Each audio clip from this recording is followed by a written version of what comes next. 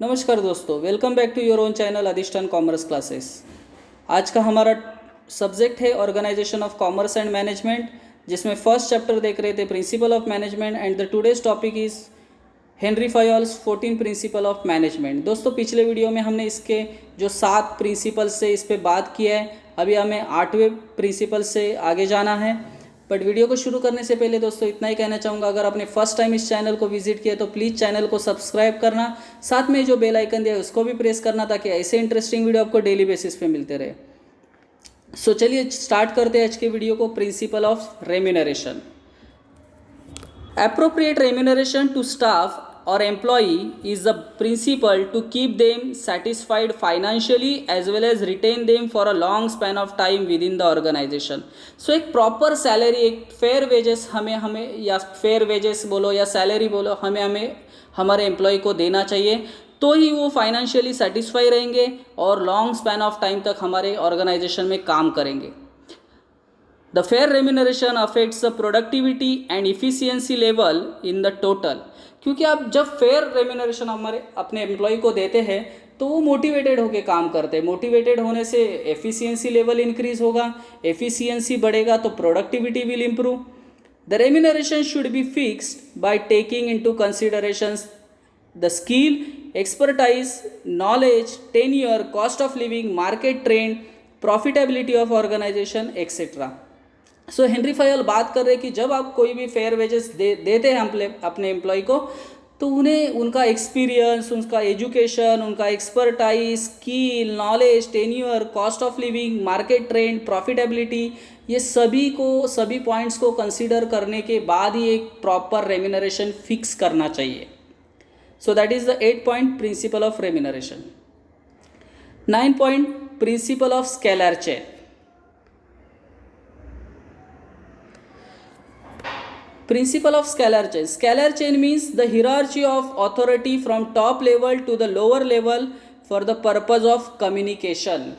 So scalar chain का मतलब है कि किस तरीके से एक ऑर्गेनाइजेशन में प्रॉपर हिरार्ची होना चाहिए। मतलब it should start from top level to lower level. जैसे आगे उन्होंने बोला है कि हर एक ऑर्गेनाइजेशन में जनरल मैनेजर होना चाहिए, उसके बाद फंक्शनल मैनेजर से जो भी मैसेज है या कम्युनिकेशन है वो सुपरवाइज़र तक, फिर सुपरवाइज़र से फोरमैन से एम्प्लॉय। इस तरीके से एक स्केलर चेन को क्या करना चाहिए, फॉलो करना चाहिए। So scalar chain means the hierarchy of authority from the top level to the lower level for the purpose of communication. मतलब स्केलर चेन में क्या बात किया जा रहा है कि एक टॉप लेवल से लेके लोअर लेवल तक एक प्रॉपर स्केलर चेन फॉलो करना चाहिए। जैसे उन्होंने हमारे एग्जाम्पल में आगे बात किया है, उस पर बात करेंगे हम लोग। This helps to ensure the orderly flow of information and communication. Traditionally organization use to frame large scalar chain which is time consuming. So शुरुआत में ऐसे जब हम लोग ऑर्गेनाइजेशंस देखते हैं तो वहाँ बहुत बड़ा स्केलर चेन होता था। इसको कोई भी डिसीजन लेने के लिए बहुत समय लग जाता था। It was a time consuming process. जैसे उन्होंने एग्जाम्पल बोला है, for example a general manager informs the decision to respective functional manager, then functional manager will pass it to supervisor, the supervisor will inform it to foreman and so on। मतलब देखिए किस तरीके से traditional scalar chain होता था। मतलब general manager से वो डिसीज़न आएगा, फंक्शनल मैनेजर से वो डिसीज़न आएगा, जो भी सुपरवाइज़र से फोरमैन। तो ये पूरे प्रोसेस में बहुत टाइम जाता था। It was a time consuming process. For avoiding this longer chain and the take speedy decision, cross communication or direct communication is followed by various organization which is known as gangplank।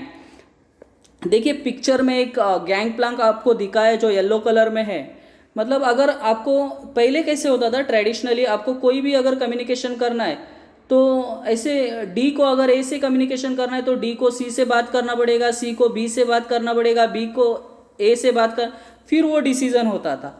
But अभी जो नए modern management में क्या हो रहा है, तो उन्होंने बोला है for avoiding this longer chain and take speedy decision, for avoiding this longer chain and to take speedy decision cross communication और डायरेक्ट कम्युनिकेशन इज फॉलोड, और उसी को हम लोग बोलते हैं गैंग प्लांक। मतलब अगर डी को डायरेक्टली जी से बात करना है या ई से बात करना है तो एफ से बात करना है, तो आज मॉडर्न मैनेजमेंट में ये पॉसिबल है, बट ये तभी पॉसिबल है जब अर्जेंट केसेस होगा या अर्जेंट कुछ काम होगा, तभी पॉसिबल है। For direct communication proper permission of the authority is necessary. मतलब आप डायरेक्ट कम्युनिकेशन कर सकते हैं, नहीं ऐसा नहीं है, बट उसके लिए आपको प्रॉपर अथॉरिटी से परमिशंस लेना पड़ेगा। In the above diagram communication between D and P should flow through proper hierarchy. देखिए उन्होंने दिखाया है कैसे कम्युनिकेशन फ्लो हो रहा है, डी से सी, सी से बी, बी से ए से ई से एफ, फिर जी। बट गैंग प्लांक में डायरेक्ट डी किससे बात कर रहा है, जी से। ये क्यों, इससे हमारा टाइम बच सकता है, बट उसके लिए आपको प्रॉपर अथॉरिटी से परमिशंस लेना पड़ेगा, और ये अर्जेंट केसेस में ही पॉसिबल है। बट टू अवॉइड डिले और emergency situation there will be a direct communication, it is termed as gang plank. इसको ही हम लोग गैंग प्लांक बोलते हैं। जब अर्जेंट केसेस में अगर हमें डायरेक्टली, अगर समझो फॉर एग्जांपल अगर एक एम्प्लॉय को अगर डायरेक्ट जनरल मैनेजर से बात करना है तो वो कर सकता है, बट ये सब अर्जेंट केसेस में ही होगा और इसके लिए प्रॉपर परमिशंस लेना ज़रूरी है। Then principle of order, 10 number point, principle of order. This principle is based on a place for everything and everything in its place. Simple एक घर का बात करते हैं हम लोग। हमारे घर में अगर कोई भी सामान इधर उधर पड़ा है, कैसे भी पड़ा है, तो फिर हमें कुछ चीज़ चाहिए तो हमें ढूंढने के लिए वो थोड़ा टाइम जाएगा। बट अगर कोई भी जो भी घर का सामान है प्रॉपरली घर में सेट किए हमें, तो कुछ भी चीज़ चाहिए तो हमें जल्दी से मिल जाएगा। सो हेनरी फायोल है वो इसी पे बात कर रहे हैं। This principle is based on a place for everything and everything in its place. हर ऑर्गेनाइजेशन में ये प्रिंसिपल को फॉलो करना चाहिए। A place for everything and everything in its place. Human resource and material should be in a right place and at the right time for a maximum efficiency. मतलब हर जगह proper, मतलब जिस जगह पे हमें एम्प्लॉय चाहिए, जिस स्किल का चाहिए, वो उस वक्त हमें अवेलेबल होना चाहिए, नहीं तो फिर क्या होगा, इट विल क्रिएट प्रॉब्लम्स। जैसे एग्जांपल, अगर बड़े बड़े कंपनी में कैसे होता है, अगर 10 मिनट के लिए भी प्रोडक्शन बंद हो जाता है, अगर समझो रॉ मटेरियल ख़त्म हो गया और मटेरियल ख़त्म नहीं हुआ और उसका ऑर्डर दिया नहीं था हमने, तो 10 रॉ मटेरियल आया नहीं, तो 10, 15, 20 मिनट के लिए हमें रुकना पड़ेगा। और बड़े बड़े कंपनी में 5 मिनट का भी बहुत वैल्यू होता है। सो इसके लिए हेनरी फायोल जी बोल रहे हैं कि human resource and material should be in the right place at the right time for a maximum efficiency. Human resource should be place at the right place and on a right job. योग्य व्यक्ति को योग्य काम में ही लेना चाहिए। अगर उसमें वो कैपेसिटी है, स्किल है, तो उसी को पहला प्रेफरेंस देना चाहिए, ना कि ऐसे लोग जिनमें वो स्किल नहीं है, तो इससे काम हमारा खराब हो सकता है। The principle focuses on the proper utilization of physical and human resource।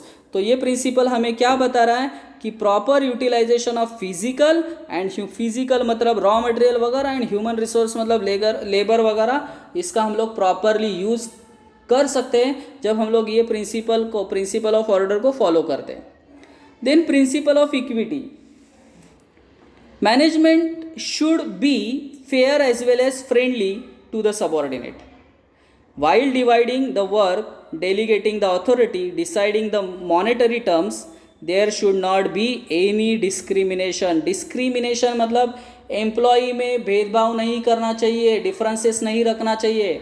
आप जब भी कुछ काम डिवाइड करते हैं, अथॉरिटी देते हैं या मॉनेटरी बेनिफिट्स अपने एम्प्लॉयज़ को देते हैं, तो सभी को सेम तरीके के देना चाहिए।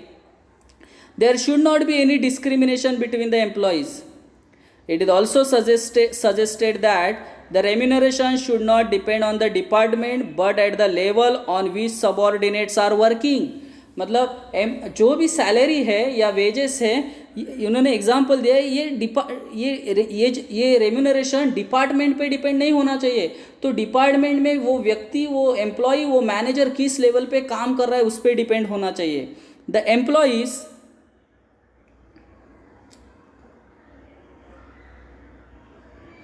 The employees working on the same level but in the different department should be paid same wages. For example, अगर किसी भी ऑर्गेनाइजेशन में मार्केटिंग डिपार्टमेंट होता है, सेल्स डिपार्टमेंट होता है, परचेज डिपार्टमेंट होता है, स्टोर डिपार्टमेंट होता है, तो अगर कोई मैनेजर एक लेवल पे काम करे, मतलब ये सभी डिपार्टमेंट के एक लेवल पे काम करने वाले जो मैनेजर्स हैं उन्हें सेम सैलरी होना चाहिए। मतलब डिपार्टमेंट के अनुसार रेम्यूनरेशन फिक्स नहीं होना चाहिए, तो लेवल के अनुसार रेम्यूनरेशन फिक्स करना चाहिए।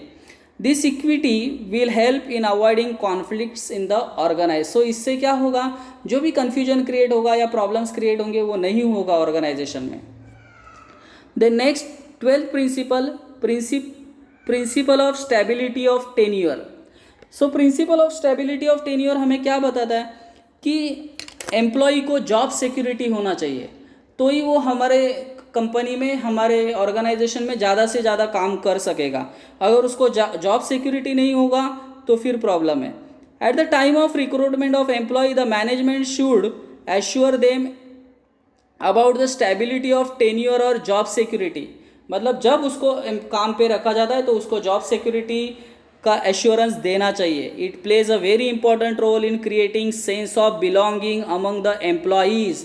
सो इससे क्या होगा, ऑर्गेनाइजेशन के प्रति it create belongingness, it create respect for organization. Insecurity in job always affect the efficiency of employees adversely, whereas job security minimize employee turnover ratio. देखो, जॉब सिक्योरिटी होगा तो वो बहुत इफिशिएंटली काम करेगा, बट जॉब सिक्योरिटी नहीं होगा तो वो इफिशिएंटली काम नहीं करेगा। दूसरा चीज़, अगर प्रॉपर जॉब सिक्योरिटी दिया है, लास्ट लाइन, तो इससे एम्प्लॉई टर्नओवर रेशियोज भी कम हो जाएंगे। फॉर एग्जांपल मैं बात कर रहा हूँ, अगर दो कंपनी हैं, टाटा है या रिलायंस है, तो टाटा अपने एम्प्लॉय पे अगर पूरा खर्चा कर रही है, उसको ट्रेनिंग दे रही है, उसको खाने पीने का खर्चा कर रही है, बट जब ये सब होने के बाद, सब एम्प्लॉय मतलब जो खर्चा करने के बाद, अगर वो एम्प्लॉय टाटा को छोड़ के अगर रिलायंस में काम करने जाता है, तो टाटा ने उस पर किया हुआ जो खर्चा है सब वेस्ट हो जाएगा। सो इससे क्या होगा, एम्प्लॉय टर्नओवर बढ़ेगा। तो अगर उसी पर्सन को अगर जॉब सिक्योरिटी देगा टाटा, तो क्या करेगा, उसी कंपनी में सालों साल काम करेगा, छोड़ के नहीं जाएगा। मतलब उस पर किया हुआ खर्चा क्या हो जाएगा, यूज़फुल होगा ऑर्गेनाइजेशन में को। सो इसको बोलते हैं job security minimize employees turnover ratio. Then 13 number principle of initiatives. Initiative refers to volunteering to do work in innovative way. मतलब वॉलंटरी में मतलब क्या है कि कोई भी एम्प्लॉय खुद आगे आके उसका जो थिंकिंग है, उसका जो आइडियाज़ है, अपने मैनेजर्स को बताना चाहिए, सुपेरियर्स को बताना चाहिए। The freedom to think and work on a new ideas encourage employ to take initiative while working on a given task. मतलब एक अच्छा मैनेजर ऑलवेज अपने जो भी सबऑर्डिनेट्स है या एम्प्लॉयज़ है उसको सोचने का पूरा फ्रीडम देता है, उसके जो भी उसके आइडियाज़ है उसका पूरा रिस्पेक्ट करता है। This initiative should be welcome by manager including thorough discussion on those new ideas. So always जो भी मैनेजर है या सुपेरियर है और उसके जो सबऑर्ड, एक उस पर ऑलवेज क्या होना चाहिए, एक थॉरो डिस्कशन होना चाहिए उसके आइडियाज़ पे। ना कि ऐसा नहीं है कि कोई मैनेजर अगर बोल रहा है एम्प्लॉय को, अरे तेरा आइडिया कुछ काम का नहीं है वगैरह, तो फिर आगे जाके वो कुछ भी नया आइडिया लेके नहीं आएगा। सो मैनेजर ने अपने एम्प्लॉयज़ का या जो सबऑर्डिनेट्स है उसके आइडियाज़ का रिस्पेक्ट करना चाहिए। It also helps in creating healthy organizational culture. And the last point, principle of spirit de corps. Simple भाषा में team work, spirit de corps that is team work. Henry Fayol has given emphasis on teamwork. Spirit de corps means union is a strength.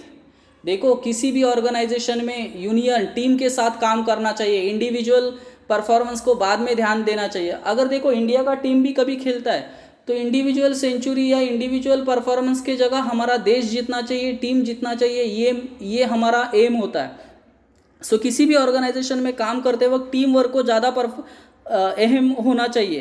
Running any organization is a group activity and human resource are the valuable assets of the organization. So किसी भी organization का labor, उसके employee, यही उसका valuable assets होता है. If all employee are working as a union and with a mutual trust, the difficulties can be solved quickly. So सभी मिलजुल कर काम करेंगे, म्यूचुअल ट्रस्ट के साथ काम करेंगे तो प्रॉब्लम सॉल्व करना ईजी होगा. If all employees are working as a union with a mutual trust, the difficulties can be solved quickly. Therefore, as a leader, manager should create a spirit of teamwork and understanding among employees to achieve organizational goal easily. So एक अच्छा manager always अपने employees में team work या understanding create करने का काम करता है. सो हेनरी फयोल जी ने ये 14 प्रिंसिपल्स को फॉलो करना चाहिए. ये ऑर्गेनाइजेशन में तो फॉलो होना ही चाहिए, बट हमारे पर्सनल लाइफ में भी इसको हमने फॉलो करना चाहिए. सो आई होप दोस्तों ये 14 पॉइंट आपको ठीक से समझे होंगे. अगर ये वीडियो आपको पसंद आए तो प्लीज़ लाइक करना, दोस्तों के साथ शेयर करना. That's it. Thank you very much दोस्तों. We will be meeting in our next video. तब तक के लिए बाय बाय.